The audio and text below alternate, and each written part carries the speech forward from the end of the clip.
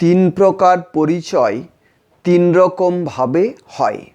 তাহলে আমরা যা কিছু পরিচিতি লাভ করব সেটার একটা পদ্ধতি রয়েছে। সেই পদ্ধতিটা কি? তাহলে প্রথমে আমাদের যে আমরা যদি কোনো সত্যকে নির্ণয় করতে চাই বা সত্যে প্রতিষ্ঠিত হতে চাই, তাহলে আমাদেরকে প্রথমে সমস্ত কিছুর পূর্ণতা লাভ করতে হবে, পূর্ণ চয়ন করতে হবে, তবেই আমরা সঠিক পরিচিতি লাভ করব। তাহলে যেমন প্রকৃতির পরিচয় তিনভাবে হয়, জীবাত্মার পরিচয় তিনভাবে হয়, নিয়ন্তার পরিচয় তিনভাবে হয়। তাহলে প্রকৃতির পরিচয় কিভাবে? তাহলে প্রকৃতির পরিচিতির জন্য প্রয়োজন প্রকৃতির প্রথমে নাম, তারপর তার স্থান, তারপর তার গুণ।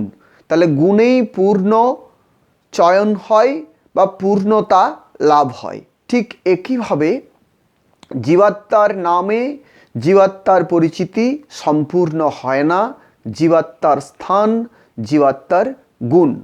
ঠিক একইভাবে নিয়ন্তার নাম, নিয়ন্তার স্থান, নিয়ন্তার গুণ।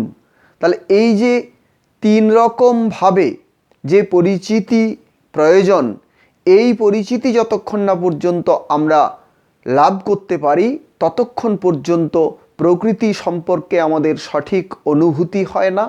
ঠিক একইভাবে জীবাত্মা সম্পর্কেও সঠিক অনুভূতি হয় না, একইভাবে পরমাত্মা সম্পর্কেও সঠিক অনুভূতি হয় না। তাহলে আমাদের সত্য উপলব্ধির জন্য আমাদের সত্যের যে তিন পদ্ধতি রয়েছে, সত্য প্রমাণের নাম, স্থান এবং গুণ, এই তিনটা ক্ষেত্রেই বা এই তিনটা শর্তকেই আমাদের মান্য করতে হবে। যদি আমরা না মেনে চলি তাহলে আমরা কখনোই সত্যকে উপলব্ধি করতে পারবো না।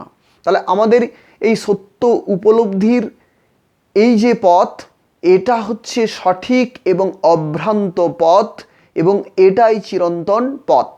তাহলে নাম, স্থান এবং গুণ একটি বাদ দিলে সত্যের পথ থেকে আমরা বিচ্যুত হই, বিভ্রান্ত হই এবং সেখান থেকে আমরা কিছুতেই সত্যে পৌঁছতে পারি না বা সত্যকে উপলব্ধি করতে পারি না।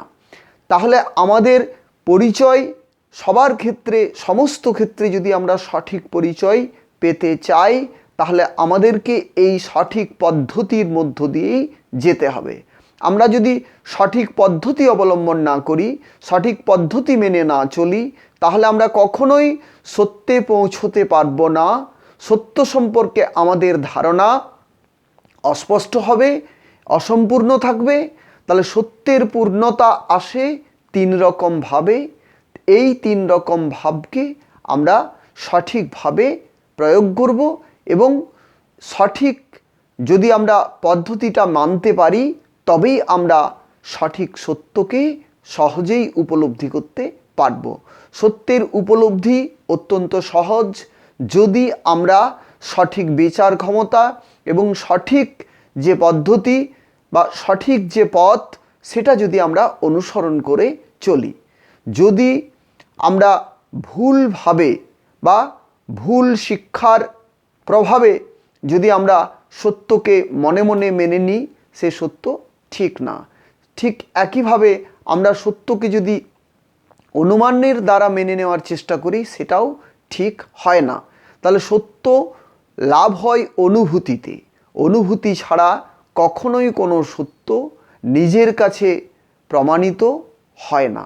তাই মানুষেরই সেই ক্ষমতা রয়েছে যে সত্যকে নিজে উপলব্ধি করতে পারে। তাহলে ত্রিসত্যের উপলব্ধির ক্ষমতা একমাত্র মানুষের শরীরেই রয়েছে বা এই ব্যবস্থা মানুষের শরীরেই রয়েছে। অন্য কোনো প্রাণীর মধ্যে ত্রিসত্য বোধ লাভের ব্যবস্থা নেই। তাহলে আমাদের যেহেতু ওই ব্যবস্থা রয়েছে, তাহলে আমাদের ওই ব্যবস্থাকে কাজে লাগানো উচিত। কিভাবে কাজে লাগানো যাবে? যদি আমরা উপযুক্ত শিক্ষা পাই, যদি আমরা উপযুক্ত পথ খুঁজে পাই, তবেই আমরা ওইভাবে ত্রিসত্যকে উপলব্ধি করতে পারব এবং তিন রকমের যে পরিচয় রয়েছে সেই পরিচিতিও আমরা লাভ করতে পারব।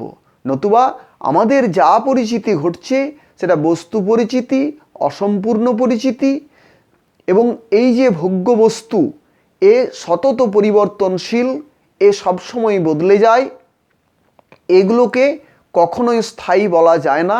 কিন্তু জীবাত্মা এবং পরমাত্মা এগুলো স্থায়ী, এগুলো কখনোই কোনো কালে এদের পরিবর্তন হয় না।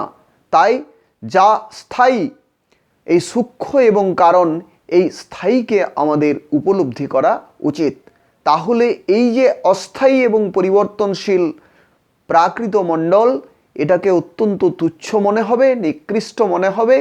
এগুলোকে আর গুরুত্বপূর্ণ বা এগুলোকে আমরা শ্রেষ্ঠ ভেবে আসল যে শ্রেষ্ঠত্ব তাকে আমরা আর অবজ্ঞা করব না এবং তাকে ভুলেও থাকব না। তাই আমাদের উচিত উপযুক্ত শিক্ষা লাভের দ্বারা এই 3 রকমের পরিচিতি কিভাবে হচ্ছে, কিভাবে করা যায়, এর প্রয়োগ কী এবং এর সঠিক উপলব্ধি কী, সঠিক গুণমান কী, এইগুলো আমাদের বোধের দ্বারা আনয়ন করা উচিত।